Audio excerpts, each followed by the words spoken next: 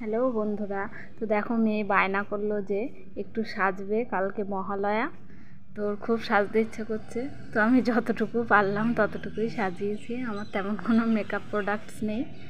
তো দেখো শাড়িটা পরিয়ে নিয়েছি, এবার মুখটা ধুয়ে এসেছিলো ভালো করে।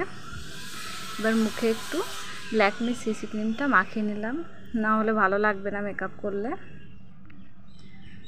তারপরে আমি ওটা ভালো করে ব্লেন্ড করে নিয়ে আমি ফেস পাউডারটা দিয়ে সেট করে নিলাম। মেয়ে বলছে, মা দেখো সবাই সাজছে, আমারও সাজতে খুব ইচ্ছে হচ্ছে। তো কী করবো, বাচ্চা মানুষ। তো বললো কি দাও, আমি কাজলটা একাই পরছি, আর আইশ্যাডো তোর খুব প্রিয়। আমি এখানে পিঙ্ক শেডটা দিয়েছি। আমি কিন্তু খুব একটা ভালো মেকআপ করতে পারি না, তোমরা কেউ যতটুকু পেরেছি ততটুকুই করেছি।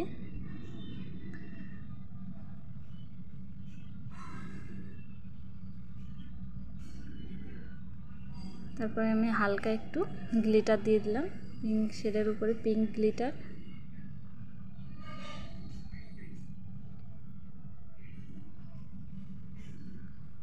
দেখো আমি আই মেকআপটা করে নিয়েছি, কেমন লাগছে অবশ্যই জানিও।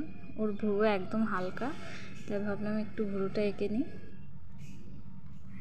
তো দেখো এবার পরাবো আইলাইনার। তো আইলাইনারটা পরাতে যে পুরো ঘেটে গেছে, ওকে সাজানো খুব কষ্টকর। একবার এদিকে মুখ ঘোরায় তো আরেকবার ওইদিকে।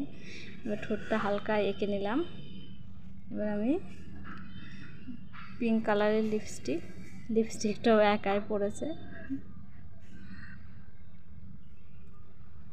দেখো মুখটা আমার সাজানো হয়ে গেছে, এবার আমি চুল বাঁধবো। তো চুল যেহেতু ছোটো, তাই একটা ক্লিপ লাগিয়ে এই ছোটো বানটা দিয়ে নিলাম, দিয়ে আমি কিছু গাজরা দিয়ে সাজিয়ে দিলাম। তো সামনে চুলের একদমই ছোট, ধরার মতো ছিল না, তো এগুলো ওইভাবেই ছেড়ে দিলাম।